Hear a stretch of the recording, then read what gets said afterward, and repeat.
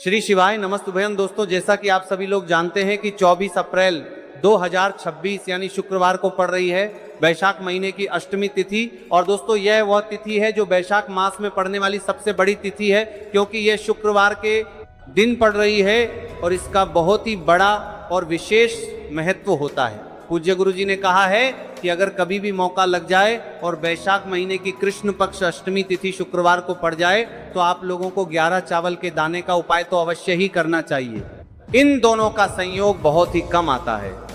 इसी के साथ में गुरु जी ने अपने शिव पुराण कथा में बताया है कि इस दिन आपको 11 चावल दाने का उपाय तो आपको अवश्य ही करना चाहिए, क्योंकि ऐसा दिन पूरे साल में सिर्फ एक ही बार आता है। और दोस्तों, आप सभी लोग जानते हो कि शुक्रवार अष्टमी तिथि का अगर सबसे बड़ा कोई उपाय है तो वह 11 चावल के दाने वाला उपाय है। तो दोस्त, इस शुक्रवार अष्टमी तिथि के दिन आप लोगों को इस 11 चावल दाने वाले उपाय को जरूर करना है।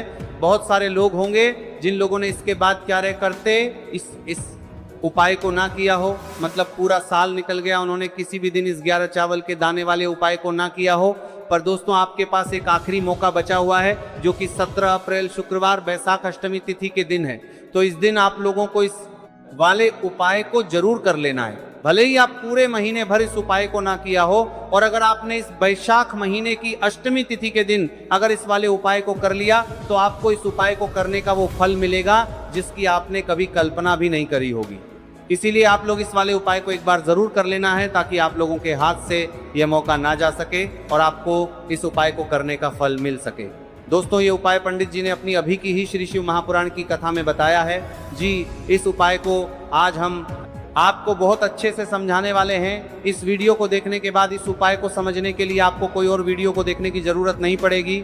तो चलिए दोस्तों, उपाय को शुरू करते हैं। देखिए, ये इस वैशाख महीने के शुक्रवार अष्टमी तिथि के दिन ये इतना खास होता है, इतना महत्वपूर्ण होता है, देखा गया है कभी कभी बड़े बड़े पूजा पाठ अनुष्ठान से जो मनोकामना पूर्ण नहीं होते, वो वैशाख महीने के शुक्रवार अष्टमी तिथि के दिन एक छोटे से उपाय करने से ही आपकी मनोकामना पूर्ण हो जाती है। और बहुत सारे लोग एक छोटे से उपाय करने से ही आपकी मनोकामना पूर्ण हो जाती है। और बहुत सारे लोग इस पर दिखाई गई है उपाय को किया भी है और उनको इस उपाय को करने का फल भी जरूर मिला है।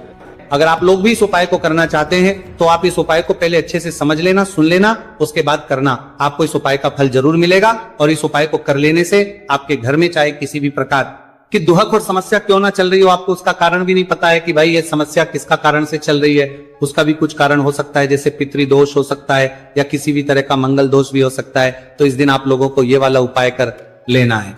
ये एक ऐसा उपाय है जिस उपाय को अगर किसी विशेष दिन पर किया जाए तो भाई उस विशेष दिन का जो है वो तो हमें मिलता ही मिलता है, पर हमने उस दिन पर इस उपाय को किया है तो हमें उससे भी बड़ा फल मिलता है और फल बहुत जल्दी मिलता है, क्योंकि आप इस उपाय को बहुत ही बड़े और विशेष पर कर रहे हो। तो चलिए अब उपाय के बारे में बात करते, लेकिन उससे पहले आप लोगों को यह जानना आवश्यक है कि आखिर ये उपाय किस समय करना है, किसको करना है और कैसे करना है। तो चलिए हम आगे आपको वीडियो में एक एक करके बता देते हैं। लेकिन उससे पहले अगर आप लोग हमारे चैनल पर पहली बार आए या फिर मेरी आवाज आज पहली बार सुन रहे हैं तो हमारे चैनल को सब्सक्राइब जरूर कर लेना और इस वीडियो को करके कमेंट बॉक्स में श्री शिवाय नमस्तुभयम ओम नमः शिवाय जरूर टाइप कर देना। तो दोस्तों, इस 11 चावल के दाने वाले उपाय को हमें इस शुक्रवार करना है, किसको करना है, किस समय करना है और कहां पर करना है, ये सारे सवालों के जवाब आपको इस वीडियो में मिल जाएंगे। और जो ये वीडियो देखेगा भाई उसको 11 चावल के दाने वाला उपाय जरूर करना चाहिए, क्योंकि इस दिन एक चावल के दाने का बहुत ही बड़ा और विशेष महत्व होता है। और जब बात आ जाए 11 चावल के दाने की तो यह सोने पर सुहागा वाली बात हो जाती है और ये एक बहुत ही बड़ा उपाय हो जाता है इस शुक्रवार। तो अब दोस्तों, इस 11 चावल के दाने वाले उपाय को आखिर करना किसको है, सबसे पहले हम लोग वो बात जान लेते हैं। तो देखो, घर की जो बड़ी माताएं बहनें होती हैं, उन माताओं बहनों में से कोई भी एक बड़ी माता बहन इस वाले उपाय कर सकती है। और दोस्तों, अगर आप चाहे तो अपने घर में से सभी सदस्यों को भी इस उपाय को करवा सकते हैं। अगर किसी व्यक्ति की खुद की कोई मनोकामना है, खुद की कोई दुख और परेशानी है जो कि वो अपने लिए ही करना चाहता है, इस वाले उपाय को तो वो खुद अपने लिए भी कर सकता है। बाकी अगर कोई घर में से ऐसा है जो कि अपने पूरे घर परिवार की सुख और शांति के लिए यह वाला उपाय करना चाहता है तो भाई वो भी कर सकता है। उसमें भी कोई दिक्कत वाली नहीं है। कहने का मतलब यह है कि इस उपाय को हर एक सदस्य भी कर सकता है और पूरे घर परिवार के सदस्य के लिए घर की बड़ी माताओं बहनों में से कोई एक माता बहन भी कर सकती है। माताएं बहनें अगर घर में उपस्थित ना हो या वह यह वाला उपाय ना कर पा रही हो तो फिर घर का कोई बड़ा सदस्य भी इस 11 चावल के दाने वाले उपाय को कर सकता है, चाहे फिर वह पुरुष ही क्यों ना हो, उसमें कोई भी दिक्कत वाली बात नहीं है। अब दोस्तों इस 3 बल के दाने वाले उपाय को हमें करना कहां पर है? हमें इसे शिव जी के मंदिर में जाकर करना है। बहुत सारे लोग प्रश्न करते हैं हर एक उपाय को करते समय क्या हम इस उपाय को घर पर कर सकते हैं? तो इस वाले उपाय को आप घर पर नहीं कर सकते हो। इस वाले उपाय को करने के लिए आपको शिव जी के मंदिर ही जाना पड़ेगा। उसके बाद में दोस्तों जो अगला प्रश्न निकल कर आता है वो ये आता है इस उपाय को लेकर कि आखिर इस उपाय को हमें किस समय करना है, सुबह के समय करना है कि शाम के समय करना है? तो देखो इस वाले उपाय को आप लोग सुबह के समय भी कर सकते हो और शाम के समय प्रदोष काल में भी कर सकते हो। अब अगर आप पूछो कि भाई सब सबसे उत्तम समय कौन सा रहेगा इस 31 चावल के दाने वाले उपाय को करने का, तो हम आपसे बस यही कहेंगे कि इस उपाय को आप सुबह के समय करेंगे तो ज्यादा बेहतर होगा। बाकी अगर प्रदोष काल शाम के समय भी करेंगे तो भी अच्छा होगा, उसमें कोई भी दिक्कत वाली बात नहीं है। तो अब दोस्तों अगली सबसे बड़ी और महत्वपूर्ण बात आती है, वह ये आती है कि सुबह अगर हम उपाय को करेंगे तो हमें कितने बजे से लेकर कितने बजे तक के बीच में करना है, और शाम के समय प्रदोष काल में करेंगे तो हमें कितने बजे से लेकर कितने बजे के बीच में करना है। तो देखो सुबह जितनी जल्दी हो सके आप उपाय को करने की कोशिश करना। बाकी अगर किसी कारणवश लेट भी हो जाओ थी, देर भी हो जाए तो 10 या 11 बजे तक भी आप उपाय कर लेना, पर 12 बजे से ज्यादा देरी ना हो, ठीक है, इस बात का ध्यान रखना। उसके बाद में दोस्तों अगर शाम के समय प्रदोष काल की बात करें, प्रदोष काल का जो समय है होता है वो शाम के 6 बजे से शुरू हो जाता है। मतलब शाम के 6 बजे से लेकर 7 बजे के बीच का जो समय होता है ये समय प्रदोष काल का समय होता है। पर अभी जो मौसम चल रहा है इस मौसम में जो है शाम बहुत देरी से होती है, तो आप इस उपाय को 7 या 8 बजे के बीच में भी कर सकते हो। मतलब शाम के 6 बजे से 8 बजे के बीच में आप कभी भी इस वाले उपाय को कर सकते हो, उसमें कोई भी दिक्कत वाली बात नहीं है। अब दोस्तों यहां पर इस उपाय को लेकर एक और सबसे बड़ी बात यह निकल कर आती है कि इस 11 चावल के दानों को हमें लेना कहां से होता है और हमें इस उपाय को करने के साथ में क्या और कुछ भी सामग्री ऐसी होती है जो शिव जी के मंदिर लेकर जानी पड़ रहती है। तो देखो यहां पर हम आपको बता दें, सबसे पहले आप लोग ये जान लो कि ये जो 3 चावल के दाने वाला उपाय है, सिर्फ और सिर्फ आप उपाय की सामग्री लेकर कभी भी शिव जी के मंदिर मत जाना, क्योंकि हमें भगवान के सामने ये नहीं दर्शा है कि अगर हम भगवान शिव जी के मंदिर आए हैं तो अपने फायदे के लिए आए। तो इसलिए जो भी पूजन सामग्री है, उपाय सामग्री है 11 चावल के दाने, इसके साथ में आपको पूजन सामग्री भी जरूर लेकर जाना है। देखो अगर सुबह के समय उपाय कर रहे हो तो सीधी सी बात है 1 लोटा जल तो आप लेकर जाओगे ही जाओगे। वही 1 लोटा जल अगर मिट्टी का जल हो तो बहुत अच्छा रहेगा।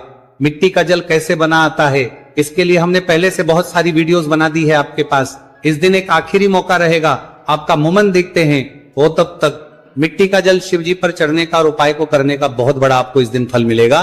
तो इसीलिए इस दिन हो सके तो भाई मिट्टी का जल चढ़ाना तो अपने साथ में कम से कम 1 लोटा जल तो आपको लेकर जाना ही जाना है। अगर मिट्टी का जल नहीं है तो घर का जल भी आप इस्तेमाल कर सकते हो। इसके अलावा जो भी पूजन सामग्री है, देखो 11 के दाने ये अलग आपके रहेंगे और जो आपकी पूजन सामग्री रहेगी वो अलग रहेगी। पूजन सामग्री में आप जो भी चीज लेकर जाना चाहे वो लेकर जा सकते हैं, एक बेलपत्र भी लेकर जा सकते हैं, उसमें कोई भी दिक्कत वाली बात नहीं है। वहीं अगर हम बात करें शाम के समय की, तो शाम के समय शिव जी पर जल नहीं चढ़ता है, इसीलिए शाम के समय आप लोग एक दीपक तैयार कर लें जो कि गोल तीखा आटे का शुद्ध देसी गाय का घी का होगा, है ना। इस बात का आप लोगों को ध्यान करना है और इस दीपक को आपको घर से जलाकर नहीं लेकर जाना है, भगवान शिव जी के मंदिर में जाकर ही जलाना है। इस बात का भी आप लोगों को ध्यान रखना है। अब दोस्तों यहाँ पर हमें इस बात को समझना है कि ये 11 चावल के दाने हमें लेना कहां से है। क्या हमें दुकान से लेकर आना है या हमें अपने घर से लेना है या कहां से लेकर आना है और कौन से चावल लेना है, क्योंकि चावल भी बहुत प्रकार के होते हैं। तो देखो इन सभी सवालों के जवाब आप लोग एक बात में सुन लो कि भाई जो उपाय है, इस उपाय में आपको ये नहीं देखना है कि भाई कौन से चावल है कौन से चावल नहीं है। बस जो भी चावल ले रहे हो वो चावल का दाना सबूत होना चाहिए, मतलब साबुत होना चाहिए, टूटा हुआ नहीं होना चाहिए, कटा पीटा नहीं होना चाहिए। ये बात आपको ध्यान रखना है। बाकी आपका चावल बासमती हो या सादा चावल हो या कोई सा भी चावल हो, उसमें कोई भी दिक्कत वाली बात नहीं है। तो सीधी सी बात है कि आपके घर के रसोई घर में जहां पर आप बनाते हो, वहां पर जो भी चावल आपके उपस्थित हो, उन चावलों में से अपनी एक कटोरी भर लेना या एक मुट्ठी चावल अलग से निकाल कर रख लेना, क्योंकि हम 11 चावल ही यहां पर इस उपाय में लेने वाले हैं, तो हमें ये चावल के दाने गिनकर निकालने पड़ेंगे। इस बात का आप लोगों को ध्यान रखना है। तो अपने उस चावल की कटोरी में से या चावल में से 11 ऐसे चावल के दाने आप लोग निकाल लो जो कि टूटे हुए ना हो, कटे पीटे ना हो, कोई दाग ना लगा हुआ हो, है ना, अच्छे साबुत चावल के दाने 31 दाने आप लोग निकाल कर रख लो और इन्हें किसी भी एक कागज की पड़िया में या किसी एक छोटी सी कटोरी में आप लोग रख लो, ताकि ये सुरक्षित रहे, आपके एक भी चावल का दाना इधर उधर ना हो और आपका उपाय भी पूरा अच्छे से हो जाए। तो भाई जैसे ही आपका उपाय की जो सामग्री है, 11 चावल के दाने ये तैयार हो जाते हैं, उसके बाद में आपको जो भी अपनी पूजन सामग्री है, सुबह समय कर रहे हो तो एक लोटा जल और एक बेलपत्र या पूजन सामग्री जो लेकर जाना चाहो उसकी भी तैयारी कर लेना। और शाम के समय जा रहे हो तो भाई अपना जो दीपक है उसे तैयार कर लेना, ठीक है। और उपाय को करते समय शुद्धता का विशेष रूप से ध्यान रखना, ठीक है। सुबह सुबह स्नान करने के बाद ही उपाय को करने की आप लोग तैयारी करना। उसके बाद अगर शाम के समय की बात करें तो शाम के समय आपको स्नान करने की जरूरत नहीं है, पर शुद्धता ध्यान रखना है आपको। स्नान तो नहीं करेंगे, आप हाथ मुंह धोकर भी इस वाले उपाय को शाम के समय प्रदोष काल में कर सकते हैं, इसमें कोई दिक्कत वाली बात नहीं है। तो आप अपने उपाय की पूरी सामग्री तैयार करके आपके पास ही में जो आपका शिव मंदिर हो वहां पर पहुंच जाइए। सबसे पहले शिव मंदिर में जाकर आप लोगों को उपाय नहीं करना है, पहले भगवान के दर्शन करना है, भगवान से आशीर्वाद प्राप्त करना है, फिर शिव जी की शिवलिंग के पास में आना है। शिवलिंग के पास में आने के बाद जो पूजन सामग्री लेकर आए हुए हैं, जैसे कि सुबह गए हुए होंगे तो एक लोटा जल और जो भी पूजन सामग्री लेकर आए हैं आप उनसे भगवान शिव जी की पूजन कीजिए। सबसे पहले तो एक लोटा जल ही चढ़ेगा, फिर आपको एक बेलपत्र श्री शिवाय नमस्तु भयम का जाप करते हुए शिवलिंग पर चढ़ा देना है। उसके बाद में आपकी पूजन सामग्री चढ़ेगी। उसके बाद में अगर दोस्तों शाम के समय अगर आप इस उपाय को कर रहे हो तो अपने साथ कम से कम एक जो दीपक है गोलबाती का जो आप अपने साथ में लेकर गए हो, उस दीपक को मंदिर में जाकर अपनी माचिस से जलाना है और उस दीपक को शिवलिंग के पास में रखना है, ठीक है। इस दीपक को रखने के बाद ही आप लोगों को अपना ये वाला उपाय शुरू करना है और दीपक को ज्यादा पास में मत रखना, वैसे भी गर्मी पड़ रही है, भगवान शिव जी को आंच नहीं लगनी चाहिए, है ना। तो भाई जैसे ही आपकी पूजा अर्चना हो जाती है, आप भगवान शिव जी को प्रसन्न कर लेते हैं, उसके बाद शिवलिंग के पास ही में आप कहीं पर बैठ जाइए, सामने या आसपास जिस जगह पर आपको बैठना हो वहां पर आपको पर बैठ जाइए और अपने वो 11 चावल के दाने अपने सामने निकाल कर रख लीजिए, क्योंकि अब यहाँ पर उपाय को यहाँ पर करने की आपको तैयारी करना है। और इस तरीके से जब आप उपाय करेंगे, पूजन सामग्री करने के बाद, पूजन अर्चना करने के बाद, तो आपको उपाय का फल बहुत जल्दी और बहुत होकर मिलेगा। तो अपने चावल के अपने सामने निकाल कर रख लेना। और ये जो उपाय है ये आपकी सीधे हाथ की हथेली से होगा, इसलिए इस बात का भी विशेष रूप से ध्यान रखना है। तो सीधे हाथ की हथेली का प्रयोग करके ही आप लोग अपना इस वाले उपाय को करना। अपने सामने जो भी आपके कागज की पुड़िया है उसको खोल कर रख लो, या कटोरी है तो भाई उसे अपने सामने रख लो और अपने वो 11 चावल के दाने निकाल लो, ठीक है। उसके बाद में दोस्तों अब आपको क्या करना है कि शिवलिंग आपके सामने होगी, तो आपने वो 11 चावल के दाने एक एक करके जहां पर आपने बेलपत्र चढ़ाए हैं आपको शिव जी के शिवलिंग के ऊपर चढ़ाना है। कहां पर चढ़ाना है? शिवलिंग के ऊपर चढ़ाना है और कहीं पर भी नहीं चढ़ाना है। आपको अपने हथेली से तो शिवलिंग के ऊपर चढ़ाना है, भले ही फिर वो अपने आप जलाधारी पर गिर जाए, मतलब वहीं पर गिर जाए, उसमें कोई दिक्कत वाली बात नहीं है। पर आप चढ़ाओ शिवलिंग के ऊपर तो आपको क्या करना है? अपना पहला चावल का दाना उठाना है, श्री शिवाय नमस्तु भयम बोलना है और शिवलिंग पर चढ़ देना है। इसी तरीके दूसरा चावल का दाना उठा है, शिवलिंग पर चढ़ना है और मंत्र बोल देना है। और फिर तीसरा चावल का दाना उठाना है, श्री शिवाय नमस्तु भयम बोलना है और चढ़ देना है।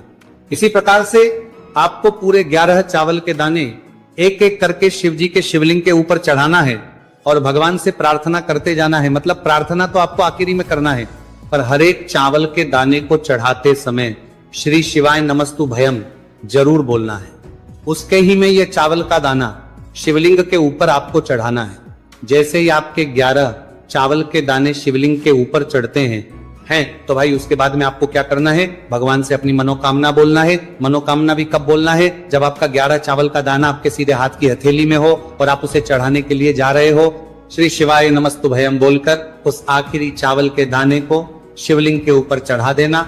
भगवान से फिर अपनी वो मनोकामना बोल देना जिस मनोकामना के लिए आप लोग अपना ये वाला उपाय कर रहे हो, जिस भी दुख और परेशानी के लिए आप लोग अपना ये वाला उपाय कर रहे हो।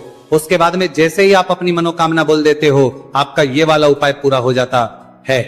पर दोस्तों, उपाय को करने के बाद आप लोगों को 2 मिनट भगवान शिव जी के मंत्र का जाप जरूर करना है। और मंत्र का जाप करने के बाद भगवान से एक और बार करना है अपनी मनोकामना के लिए या अपनी जो भी दुख और परेशानी है उसके लिए। इसके बाद में आप लोग भगवान को देखकर, भगवान से प्रार्थना करके, उनसे आशीर्वाद लेकर वहां से उठ सकते हैं और अपने घर पर जा सकते हैं। बस दोस्तों, यहाँ पर ये वाला उपाय पूरा हो जाता है। इस तरीके से जो भी व्यक्ति छोटी छोटी चीज का ध्यान रखते हुए इस 11 चावल के दाने वाले उपाय को करेगा, निश्चित सी बात है उससे उसकी मनोकामना पूरी होगी और जो भी दुख और परेशानी है वो भी बहुत ही जल्दी दूर होंगे। तो दोस्तों, ये थे पूज्य गुरु जी द्वारा बताए गए कुछ बहुत ही खास उपाय। अगर आपको जानकारी अच्छी लगी हो तो वीडियो लाइक करिएगा।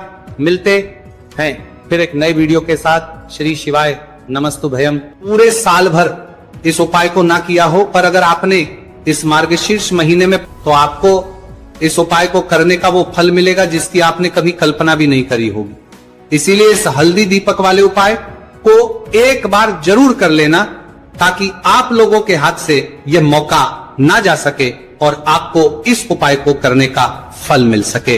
दोस्तों, ये उपाय पंडित जी ने अपनी अभी की ही शिव महापुराण की कथा में बताया है। साल भर इस उपाय को ना किया हो, पर अगर आपने इस मार्गशीर्ष महीने में, तो आपको इस उपाय को करने का वो फल मिलेगा जिसकी आपने कभी कल्पना भी नहीं करी होगी।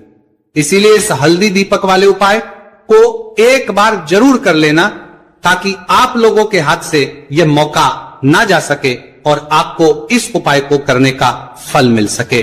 दोस्तों, ये उपाय पंडित जी ने अपनी अभी की ही शिव महापुराण की कथा में बताया है, जो इस उपाय को आज हम आपको बहुत अच्छे से समझाने वाले हैं।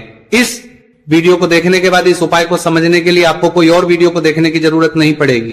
तो दोस्तों, इस उपाय को आपको कैसे करना है, कब करना है, कहां पर करना है और उपाय को करते समय आपको किन किन गलतियों को नहीं करना है और आपको किन किन बातों का ध्यान रखना है, ये सारी जानकारी हम आपको इस वीडियो में देंगे। तो चलिए भक्तों, उपायों को शुरू करते। अगर आप भी चाहते हैं कि महादेव जी का आशीर्वाद आप पर सदैव बना रहे तो वीडियो को लाइक करें, चैनल को सब्सक्राइब करें और कमेंट बॉक्स में हर हर महादेव जरूर लिखें। तो दोस्तों, यह थे पूज्य गुरु जी द्वारा बताए गए कुछ बहुत ही खास उपाय। अगर आपको जानकारी अच्छी लगी हो तो वीडियो लाइक करिएगा। मिलते हैं फिर एक नई